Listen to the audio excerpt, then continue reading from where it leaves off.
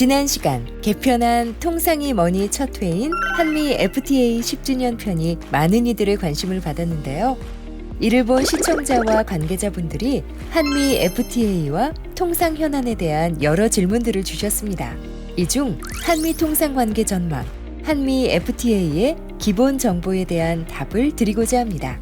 한미 통상 관계는 이번 5월에 있었던 한미 정상회담을 계기로 경제, 안보, 기술협력국이자 글로벌 포괄적 전략 동맹국으로 공조를 강화해 나갈 전망입니다. 그 일환으로 우리나라는 미국이 주도하는 IPEF의 출범 멤버 국가로 참여해 한미를 포함한 인도, 아시아 태평양 지역 국가들과 영내의 긴밀한 공급망을 형성하며 다 함께 상생 발전하고자 합니다. 다음은요, 저 같은 통알못을 위해 한미 FTA의 기본적인 핵심 혜택 하나를 콕 짚어서 알려달라는 질문의 답변입니다. FTA의 혜택, 효과는 너무나 다양하지만 쪽집게처럼 하나만 콕 짚으면 바로 관세 혜택이겠죠.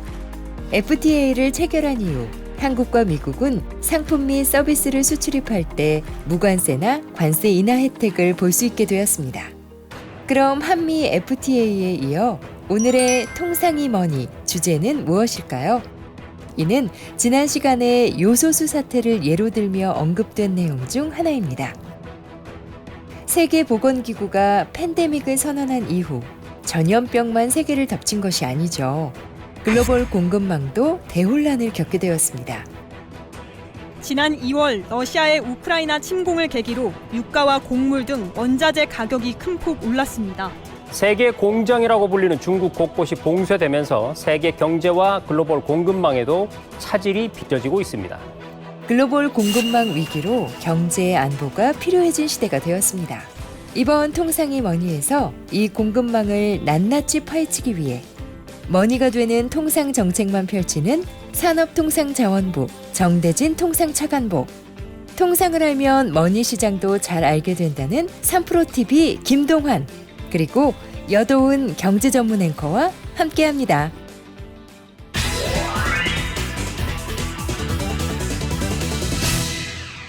안녕하세요. 통상이머니 여도운입니다. 오늘 이 시간에는요, 이 3프로TV의 김동환 프로님과 또 통상교섭본부의 정대진 차관보님 두 분과 함께하도록 하겠습니다. 두 분 어서 오세요. 네, 안녕하세요. 네, 반갑습니다. 아니 우리 여도운 앵커 네. 네? 매일 새벽마다 제 앞타임에서 그쵸. 네? 미국 주식 시황을 잘 네. 설명해 주십니다. 언제 또 통상교섭본부의 유튜브 방송을 하십니까? 이번이 두 번째입니다. 아, 네, 두 그래요? 번째밖에 안 됐고요. 오. 제가 또 우리 김 프로님을 이렇게 옆에 모시고 진행을 하려다 보니까 오늘 굉장히 잘해야겠다 이런 사명감이 좀 팍팍 생깁니다. 네. 아, 제가 그렇죠. 방송을 네. 대충 했었는데 오늘은 좀 제대로 해보랍니다. 우리 3프로TV에 김 프로님이 계시다면 네. 우리 통상TV에는 정대진 차관보님이 있다라고 말해도 과언이 아닌데, 지금 오랫동안 통상 분야에 재직하시면서 사실 우리나라의 굵직한 통상 협상, 뭐 정책 추진 과정에서 굉장히 큰 역할을 하시고 계시다고 들었어요. 아유 과찬의 말씀입니다. 네. 네, 고맙습니다. 과찬이 아니라 팩트인데 어떻게 보세요? 아니 표정은 네, 맞아요. 인정. 말씀으로는 과찬. 네. 오늘 통상의 고수 우리 정 차관보님과 또 경제, 주식 네. 투자 분야의 고수 김 프로님 이렇게 두 분을 모시고 제가 방송을 진행하려다 보니까 굉장히 어깨가 무거운데요. 어느 때보다 좀 좋은 이야기들이 오고 갈 것 같습니다. 네. 자, 오늘 그래서 이야기를 나눠볼 주제가 바로 글로벌 공급망입니다. 공급망이라는 단어를 많이들 들어보셨고 방송에서도 또 현장에서도 많이 들어보셨을 거예요. 근데 사실 공급망이 뭔데 좀 구체적으로 설명을 해봐 이렇게 얘기하면은 그게 또 약간 애매해서 우리 네. 차관보님이 통상TV 시청자분들을 위해서 명확하게 통상 관련해서 이 공급망이 뭔지 좀 설명해 주시죠. 네, 글로벌 공급망 요새 가장 핫한 얘기일 겁니다. 그렇죠. 그래도 조금 더 쉽게 말씀드리면은 전 세계적으로 각국의 그 기업들이 이 원재료나 부품 이런 것들을 가장 효율적인 방법으로 조달을 해서 그것을 다시 중간재로 만들어서 네. 전 세계 소비자들한테 최종적으로 공급하는 일련의 과정을 글로벌 공급망이라고 이렇게 얘기할 수 있는데요. 네. 그래도 좀 그 추상적이죠. 네. 우리 시청자들이 그래도 가장 요새 뉴스에서 가장 많이 접할 수 있는 게 반도체 얘기죠. 그렇죠. 자, 그럼 반도체를 가지고 한번 예. 쉽게 한번 설명을 드리면요. 그 몇 년 전에 일본이 수출 규제를 우리나라에서 했었죠. 그렇죠. 반도체 분야. 2020년. 예. 그때 이제 나왔던 세 가지 요소가 그 불화수소라든지 예. 또 포토레이스 있었는데 맞습니다. 이러한 그 재료를 우리 반도체 기업들이 예. 그 일본에서도 들여오고 또 여러 그 가스를 또 러시아에서도 들어오고 네. 이러한 재료들을 우리나라에 가져옵니다. 우리나라가 또 세계적인 그 반도체 강국이잖아요. 그렇죠. 예. 그래서 우리나라에서 반도체를 만듭니다. 예. 만들어 가지고 반도체를 필요로 하는 여러 제품들이 있는데요. 다량용 반도체, 네. 또 TV, 네. 또 여러 그 휴대전화, 핸드폰, 뭐 만들어가는 데가 예, 없죠. 그렇죠. 그런 그 반도체를 필요로 하는 전 세계 기업들한테 네. 또 수출을 하게 됩니다. 그렇죠. 그럼 가령 예를 들어서 그 중국에 있는 애플이 삼성의 반도체를 받아가지고 다시 스마트폰으로 만들어서 전 세계에 또 공급하는 네. 여러 가지 이런 일련의 과정을 반도체 분야의 글로벌 공급망이다. 네. 이렇게 얘기할 수 있겠습니다. 그리고 또 예를 들어서 설명해 주시니까 머릿속에 싹 그려지는데 원재료의 생산부터 최종재 소비 그 일련의 전체적인 과정을 공급망이라고 부르는 네. 거 맞는 거죠? 사실 이게 주식시장에도 이 공급망의 어떤 이 병목 현상이 엄청나게 악영향을 줘요. 맞아요. 예를 들면 이 자동차주 사신 분들 입장에서는 야 뭐 자동차가 없어서 못 판다는데 네. 왜 주가가 빠지냐 그러시잖아요. 실제로 아까 말씀하신 반도체 이런 부분들이 수급이 제대로 안 되니까 자동차의 이 가동률이 떨어지죠. 맞아요. 가동률이 떨어지다 보니까 기본적으로 이제 손익의 문제가 생기잖아요. 근데 이제 이게 과연 그냥 일시적인 건지 아니면 이게 뭔가 세계화도 조금 느슨해지고 있고 여러 가지 구조적인 문제인지 그런 부분에 대해서도 우리가 좀 파악을 해봐야 될 사안인 것 같긴 해요. 예를 들어서 차량을 한 대 주문하면은 몇 개월 맞아요. 혹은 뭐 1년까지 그렇죠. 기다려야지 맞아요. 인도를 받을 수 있지 않습니까? 네. 그게 다 차량용 반도체가 부족해서 일어나는 현상인데 네. 그러면은 이게 그러한 글로벌 공급망이 그 우리 김프로님 말씀하셨다시피 이게 좀 일시적인지 아니면은 뭐 계속 일어날 수 있는 건지 네. 그런 것은 우리가 좀 원인이 뭔가를 좀 보면 알 수 있겠습니다. 네. 저는 크게 세 가지를 네. 들고 싶습니다. 뭘까요? 첫 번째는 2010년대 중반쯤에 굉장히 터프한 그 글로벌 리더들이 등장하면서 그렇죠. 패권 경쟁을 네. 벌이게 됩니다. 그래서 그 전에는 글로벌하게 이 공급망이 이루어졌는데 미국이나 중국이 서로 자기 세력권 하에 이 공급망을 확보하고자 하는 그 디커플링 현상이 일어납니다. 네. 그러다 보면은 기업들은 그동안 쉽게 가장 그 효율적인 방식으로 자기가 맘만 먹으면은 그 소재 부품이나 원자료를 구해 왔는데 이제는 그게 어렵게 된 거죠. 그리고 또 두 번째 요인은 우리 다들 탄소 중립하지 않습니까? 네.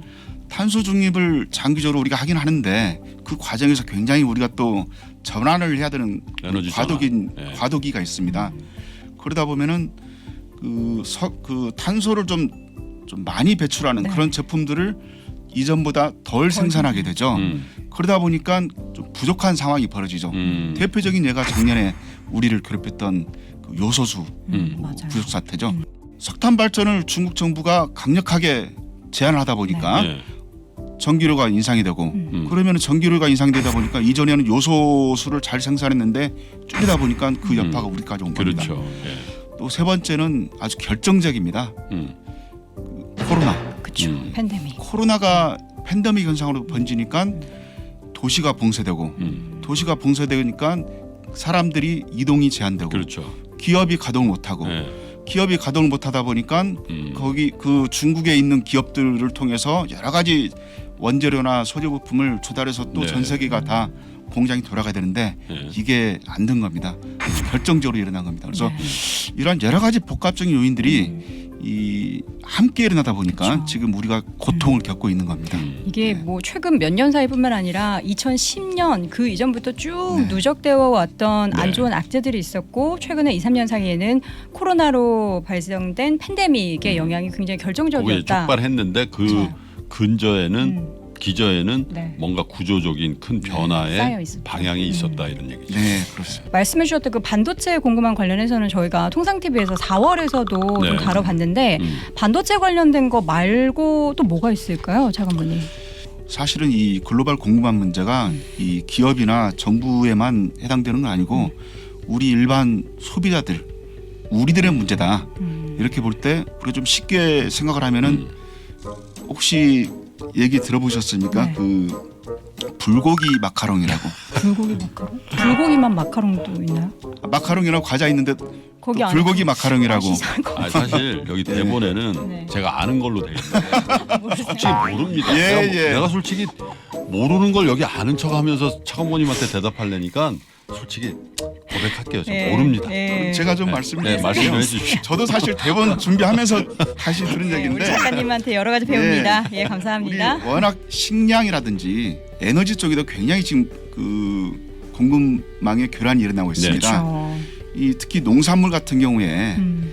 이 지금 기후 위기가 이렇게 다가오고 네. 하다 보니까 예전만큼 기술은 발전되는데 네. 풍작이 잘 안 일어나고 수확량이 줄어들고 있죠. 또 러시아 우크라이나 사태 때문에 네. 그렇죠. 또 미리 생산이 줄어들고 그렇죠. 뭐 이런 여러 가지 문제가 있는데 네. 대표적으로 이제 양상추가 또 부족해가지고 음. 우리 불고기에 그 양상추가 네. 들어가야지 우리가 팍팍하지 않게 그 잘 먹을 수 있지 아삭아삭. 않습니까? 그렇죠. 아삭아삭. 네.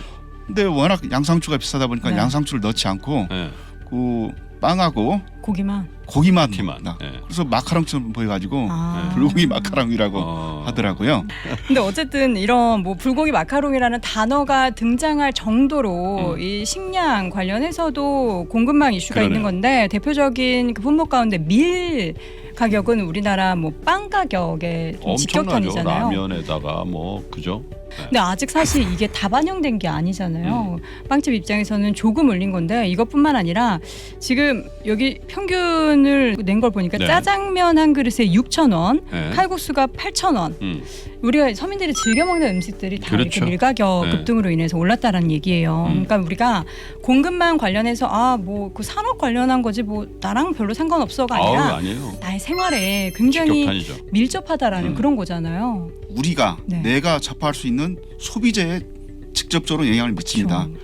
그 옛날에는 그 5,000원이면 어디 가서 칼국수를 먹을 수 있었는데 네. 이제는 10,000원 가까이 돼야 되기 맞아요. 때문에 우리의 문제다. 음. 나의 문제다. 이 글로벌 공급망이라는 문제가. 근데 이제 이러한 그 글로벌 공급망 문제가 이 정부 간에도 또 어떤 헤게모니 싸움에서 또 비롯되기도 합니다. 네. 우리가 얼마 전에 접했듯이 일본 정부가 네. 그렇죠. 정치적인 이유로 한국에 대해서 반도체 3대 수출 통제를 했지 않습니까? 네. 그래서 이 정부 간에도 이 안보 문제, 정치 문제를 가지고 공급망을 교란시킨다. 기술을 통제하고 또 수출을 통제하고. 그렇죠.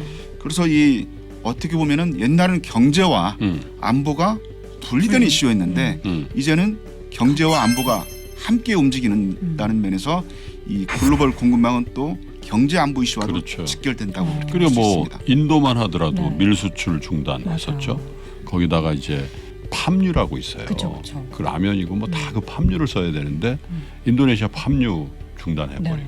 어떻게 보면 식량과 안보 또 식량이라는 게 곧 의식주 중에 가장 중요한 경제 문제이기 때문에 차관보님 말씀대로 이런 추세가 앞으로도 계속될 가능성이 더 강화될 가능성이 많다는 데 문제가 있는 거죠. 그렇죠. 그리고 이제 공급망뿐만 아니라 최근에는 이거 플러스 이제 물류 관련된 부분도 그렇죠. 같이 문제가 네. 좀 생겼잖아요. 이 부분도 좀 짚어볼 필요가 있을 것 같아요. 코로나 현상이 혹은 러시아 우크라이나 이러한 전쟁이 그러한 물류의 그 자유스러운 이동을 굉장히 지금 막고 있다. 맞아요. 이렇게 볼 수 있습니다. 네. 특히 중국에서 상하이 봉. 상하이 보시면 네. 전 그 2, 3천만 도시의 사람들이 밖으로 왔다 못 갔다 나왔잖아요. 못하게 하기 때문에 네. 전 세계 물동량 1위가 상하이 항구입니다. 그렇죠. 그게 어떻게 보면 마비된 거죠. 그렇죠. 그러면은 세계 공장이라고 할 수 있는 중국에 있는 제품들이 다른 나라로 그렇죠. 못 나가기 때문에 전 세계에 있는 소비자들 혹은 기업들이 제대로 생산과 소비 활동을 못하게 됐습니다. 이게 중요하죠. 근데 중국뿐만 아니라 미국 쪽에서도 있었죠. 예. 작년 말이었죠. 그 미국에서 코로나가 굉장히 심각하다가 좀 이렇게 진전이 되는 상황이 났습니다. 네. 그래서 이제 다시 시장이 살아나는 과정이었는데 그러려면은 물류가 중요한데 네. 이 미국 물류의 상당 부분을 LA 항이 담당하고 있습니다. 그렇죠. 롱비치 항이죠. 예, 근데 우리가 그때 뉴스를 보면 화면에서 많이 나오는데 네. 수백 수천 개의 컨테이너들이 LA 항구에 쌓여 있는 모습. 원래는 빨리빨리 들어오고 그게 적재대상하고 미국의 전 지역으로 이동을 해야 되는데 못하게 된 겁니다. 그 이유는 그 물류 관련된 그 항만에서 일하는 노동자들이 네. 실직을 많이 해가지고 다른 직업으로 옮겨갑니다. 그동안 그 코로나 때문에 수요가 없어가지고 우리도 요새 그렇죠. 밤에 택시 잡기 힘들듯이 택시 기사들이 그 배달업으로 이렇게 많이 옮기셔가지고 우리도 힘들지 않습니까? 마찬가지로 LA에서도 그런 일이 일어났다. 예. 요거를 또 단어 전문 용어가 있더라고요. 두 분 아세요? 우리 또 공부해야죠. 제가 자랑 좀 하겠습니다. 예. 예. 그 컨테이너 갯돈. 네. 예. 들어보셨습니까? 컨테이너 하는 사람들이 갯돈을 넣나? 그게 아니고 제가 오늘 이상하게 유머 코드가 되네요. 이게 아까 차관보님 말씀대로 LA 항 같은데 하역 노동자들이 이제 사실 이제 그 미국에서 이제 보조금 같은 것도 많이 주잖아요. 그렇죠. 그러니까 내가 일 안 나가서 한다는 거죠. 일하다가 코로나 걸려서 죽으면 어떡하냐 그런 것도 또 있었을 거예요. 그래서 이게 굉장한 대혼란 우리가 아마겟돈이라고 네. 하잖아요. 그래서 컨테이너를 잘못 하역하고 운반을 못해서 나오는 아마겟돈적인 상황. 지금 미국의 물류는 작년 그 일시적인 어떤 물류 대란 네. 이후에 지금은 좀 이렇게 원활한데요. 사실 지금의 문제는 그 러시아 우크라이나로 인해서 전 세계적으로 그 우크라이나가 세계적인 곡창 창고라고 보시면 됩니다. 네. 예, 밀도 많이 생산하고 러시아가 전쟁을 하면서 아조프 그렇죠. 해가 있는데 거기에 중요한 식량 수출 항구가 있습니다. 네. 오데사도 있고 네. 헤르손도 있고 그걸 봉쇄해버린 거죠. 오데사가 러시아군이 설치한 이 기뢰 때문에 봉쇄가 돼가지고 전 세계적으로 지금 수출이 안 돼가지고 지금 한 2,500만 톤의 밀이 지금 거기에 쌓여 있어요. 우크라이나 안에. 그러한 뭔가 곡창지대에 다양한 곡물들이 원활하게 수출이 돼야 되는데 지금 그게 안 되고 안 있다는 된다는 거잖아요. 거죠. 그 원인은 러시아의 우크라이나 침공 때문이고, 그렇죠. 근데 사실 이런 곡물뿐만 아니라 원유, 뭐 천연가스 이런 다양한 원자재들이 지금 판로가 막히고 생산이 조금 덜 되면서 가격이 엄청나게 급등을 했잖아요. 근데 앞으로도 계속 이런 원자재 관련된 가격의 상승세가 이어질지가 제일 궁금한데 어떻게 보세요? 글쎄 이제 일부 이제 비철 금속 같은 경우는 좀 피크아웃을 했다라는 얘기들도 좀 나오긴 해요. 네. 뭐 니켈이다 이런 것들 뭐 왜냐하면 이게 사실 금속 시장에서 거래되고 있는 이런 국제 원자재 가격은 실수요가 있고 네. 투기적인 수요가 있거든요. 맞아요. 실수요는 실제로 그거 사가지고 뭐 생산에 쓰는 그걸 실수요라고 그러고 나머지 이제 투기적인 금융회사들이나 플레이어들이 하는 거 이제 네, 투기적인 가격 올리기 그런 위해서. 투기적인 수요가 또 많이 올렸을 네. 거예요. 그래서 그런 부분들을 제거해 놓고 보더라도 기름값 특별히 지금 전 세계 금융시장을 강타하는 인플레이션 이게 사실 국제 원자재 그 중에서도 국제 원유가 때문에 굉장히 큰 영향을 받는 건데 좀 구조적이다 이거. 왜냐하면 단순히 증산하고 단순히 수요 억제를 한다고 해결될 문제가 아니다라는 그런 입장들도 많이 나오네요. 지금 전반적으로 이야기를 쭉 들어보면 이런 공급망 관련한 부분이 사실 이 전체적으로 물가를 상승시키는데 가장 큰 원인이긴 하지만 이 외에도 굉장히 다양한 요인이 있을 것 같은데 뭐가 있을까요? 그렇죠. 뭐 수요 이제 인플레이션이라는 게 공급 사이드에서 원인을 찾는 게 있고 그다음에 수요 사이드인데 수요도요 이게 통상적이지 않은 것 같아요. 왜냐하면 이제 팬데믹이 왔잖아요. 네. 락다운이라든지 이런 경제적인 활동이 일시적으로 중단되는 그죠? 그리고 이게 사실 중단되는 것도 국가 간의 어떤 교역이라든지 인적인 교류 이런 게 딱 중단이 됐단 말이죠. 그런데 이제 일상으로 이제 거의 돌아가고 있는 상황이고 네. 유럽이나 미국은 훨씬 우리보다 일상화됐거든요. 그러다 보니까 이게 서비스 산업을 비롯해서 일시적인 수요가 폭발하는 그런 부분도 있어요. 근데 이제 경기 사이클은 또 경기 사이클대로 진행이 되는데 네. 그러한 어떤 권역에 있어서의 소비가 폭발해버리는 그런 현상들이 나오고 있거든요. 네. 그런 상황이 되다 보니까 네. 이게 전반적으로 수요 쪽에서도 인플레이션을 자극하는 이런 문제들이 전하고는 전혀 다른 양태로 나오는 그런 측면도 있어요. 네. 이 물가라는 걸 잡기에는 정말 뭐 여러 가지 네. 상황들이 다 복합적으로 유기적으로 좀 잘 이게 얽힌 게 풀어져야 되는데 그게 또 하루아침에 되지 않을 네. 것 같아서도 걱정이 됩니다. 또 국가마다 이 산업경제 시스템도 다르고 뭐 금융이나 뭐 관련된 통화 정책도 너무나 달라서 글로벌 공급망의 위기를 우리가 쉽게 풀 수 있다라고 생각하기에는 또 어려운 문제들이 많은 것 같은데 그럴 겁니다. 그렇다고 해서 우리가 또 손 놓고 있을 수는 없잖아요. 당연하죠. 그럼 차관님 우리가 네. 어떻게 무슨 어떤 노력을 해야 될까요? 여러 그 좀 뜻이 맞는 음. 국가의 기업들과 정부가 지금 함께 그 해결해 나가야지 뭔가 돌파구가 그렇죠. 보인다라고 볼 수 있습니다. 네.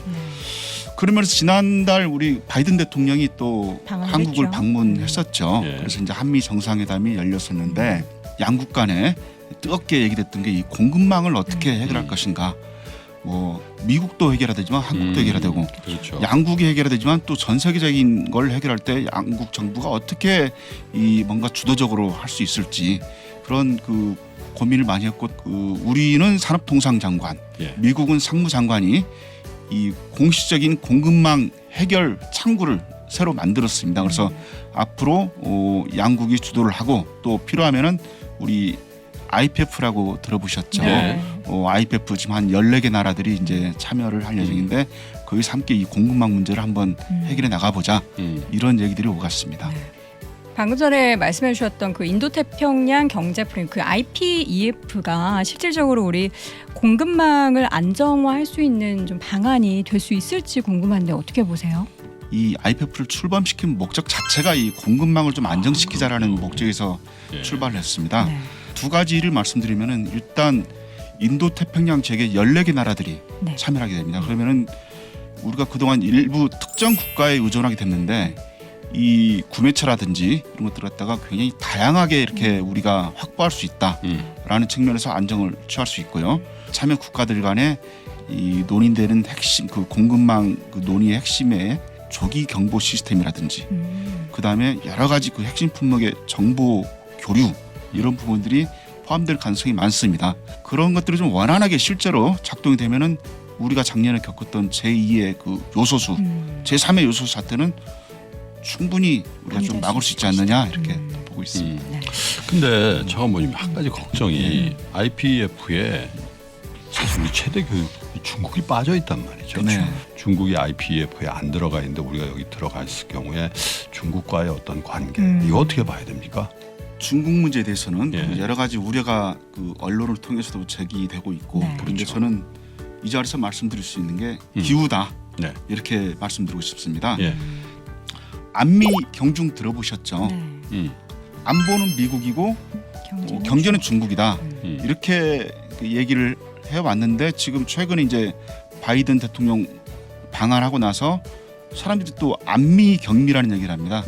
우리나라 이제 안보도 미국이고 그렇죠. 경제도 미국이다. 네. 근데 저는 사실 그 말은 틀리다 이렇게 생각합니다. 네. 저는 다르게 좀 표현하고 싶어요. 네. 그 안미 경익 이익을 안보는 미국하고 하되 네. 앞으로 미국과도 계속해서 안보는 네. 함께 지켜나가되 네. 경제는 철저하게 국익 관점에서 판단하자. 아, 그 차관보님이 만들어낸 말씀. 예, 제가 좀 저도 만들었습니다. 딴 데 가서 좀 써먹겠습니다. 대단하십니다. 그래서 이 IPF 한다고 해서 네. 절대 우리가 중국 배자다라는 얘기는 절대 아닙니다. 그 중국과 올해 수교 30주년입니다. 네. 과거보다 더 협력해야 됩니다. 그리고 정부가 또 뭐 미국하고 친하자 이렇게 한다고 해서 우리 기업들이 그렇게 해서도 안 되고 할 수도 없습니다. 그래서 중국을 이렇게 좀 뭐 소외시킨다. 그 점에 대해서는 제가 절대 아니라고 말씀드리고 싶고 또 미국 정부하고 얘기할 때도 IPF는 초창기는 이렇게 출발했지만 논의 과정에서 좀 오픈된 포용된 경제협력으로 나가자 네. 이런 얘기를 저희들이 계속 할 겁니다. 이 국가들 간에 이렇게 뭐 IPEF 등을 통해서 파트너십을 강화하는 것도 굉장히 중요하지만 우리가 자국에 뭔가 힘을 더 길러야 될 것 같은데 우리나라도 경제 공급망 리스크를 줄이기 위한 노력은 구체적으로 어떤 것들을 하게 될지 또 할 수 있을지가 궁금해요. 사실 공급망 리스크를 줄이는 가장 그 출발점은 네. 우리 힘을 기르는 겁니다. 그렇죠. 전 세계가 우리를 쉽게 건들지 못하도록 남들이 가지지 못한 첨단 기술을 우리가 좀 확보해야 되고 그렇죠. 첨단 기술은 또 어디서 나옵니까? 첨단 기술을 보유한 첨단 인력에서 나오는 거고 또 투자를 우리나라에 많이 하도록 하고 또 우리가 가지고 있는 핵심 기술이 그 좋지 않은 방법으로 해외로 유출되지 않도록 또 정부가 보호를 해야 되고 이러한 그 우리 이제 정부에서는 흔들리지 않는 산업 강국이라고 하는데 우리 체질을 그 강하게 나가는 게 저는 이제 그러겠죠. 첫 출발점이라고 보고 있습니다. 장기적인 관점에서. 그렇습니다. 네.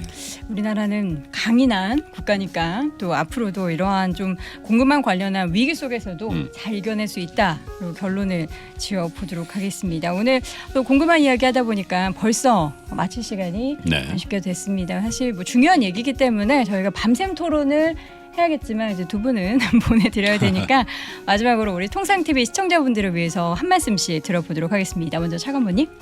글로벌 공급망 위기가 정말 그 지금 잘 되다가 잠깐 교란이 일어나가지고 다시 원상태로 예전처럼 회복될 것이냐 아니면 지금 이 위기가 앞으로도 계속 상시화될 것이냐 사람마다 다 전문가들도 관점이 다릅니다. 그렇죠. 그럼에도 불구하고 이러한 그 위기 때문에 우리가 겪어야 될 불편함 네. 혹은 비용을 최소화하고 또 이 고통의 시간을 최단 시간으로 줄이는 게 우리 정부의 또 몫이라고 생각합니다. 잘하면 또 이러한 위기를 잘 극복하다 보면은 우리가 그렇죠. 더 빨리 극복하면은 다른 나라보다 더 기회가 생길 수도 있습니다. 지금 코로나 때문에 많이 힘들지 않습니까? 예. 그 일반 시민들, 자영업자들 많이 힘들고 근데 코로나 이제 많이 일상으로 돌아왔는데 위기를 잘 극복하고 또 세계 경제 대국의 일원으로서 또 그런 나라의 국민으로서 떳떳하게 자랑스럽게 또 지낼 수 있도록 또 정부도 고민한 결과를 좋은 정책으로 이렇게 내놓고 하는 걸로 저희들이 보답을 하겠습니다. 열심히 띄워주시기 예, 바랍니다. 열심히 하겠습니다. 그 저희가 이제 방송을 이렇게 하다 보면은요, 한 달에 3번 네. 수출 데이터를 발표를 해요. 우리나라가 거의 세계에서 유일하게 10일 단위로 수출입 데이터를 바로 이 산업부에서 산업통상자원부에서 발표를 하거든요. 경제방송을 하는 입장에서 되게 좋은 기사거리잖아요. 그래서 10일 기준으로 지금 어떻게 됐습니다. 20일 날 어떻게 됐습니다. 또 월말에 어떻게 됐 이거를 지금 하잖아요. 그 자체를 제가 보도하면서 이런 말을 한 적이 있거든요. 우린 이렇게 통상 사실 부존자원이 없는 우리나라 입장에서는 통상이 우리의 부국을 우리나라를 부국으로 만드는 거의 유일한 수단이에요. 그 통상 안에 우리가 요즘 한참 핫한 K-컬처라든지 또 K-컨텐츠 이런 것도 들어가 있는 개념이거든요. 그냥 단순히 물건 만들 컨테이너 실어서 그런 것만 통상이 아니잖아요. 그래서 뭐 산업부에 계시는 이제 우리 정차호 의원님 비롯한 여러 이제 통상 관련 공직자 여러분들께 제가 격려를 드리고요. 계속해서 그런 노력들을 현장을 중심으로 좀 해주셨으면 좋겠다. 그리고 지금 사실 굉장히 애로사항들이 많지 않습니까? 또 이런 유통에 관련된 물류에 관련된 것도 여러 가지 애로사항이 많이 나오고 있는데 현장에서 충분한 여론을 청취하시고 그런 것들에 대해서 국민들이 호응할 수 있는 그런 현장 감각이 있는 그런 정책들을 좀 많이 내주시고 잘 실현해 주시면 우리나라가 훨씬 이 위기 국면을 빨리 회복하면 아마 훨씬 더 경쟁력이 강화되어 있는 대한민국 국가 만들어지지 않겠나 그런 기대를 해보게 되는데 오늘 뭐 차관분이 방송하시러 보니까 별로 걱정 안 해도 될 것 같습니다. 대응력이라는 게 대단하시네요. 네, 우리 차관분님은 열심히 하시겠다고 말씀하셨고 우리 김프로님께서는 격려의 말씀과 함께 응원을 네. 해주신 거니까 이 힘이 모두 합해져서 우리 공급망 위기를 정말 슬기롭게 빠른 시간 내로 우리나라가 좀 네. 탈출했으면 좋겠습니다. 지금까지 글로벌 공급망에 대한 이야기를 나눠봤는데요. 오늘 방송을 보시고 공급망 관련해서 궁금하신 내용이 있으시다면 영상 아래에 댓글로 남겨주시면 저희가 답변 드리도록 하겠습니다. 그럼 저희는 다음 이 시간에 또 뵙겠습니다. 고맙습니다.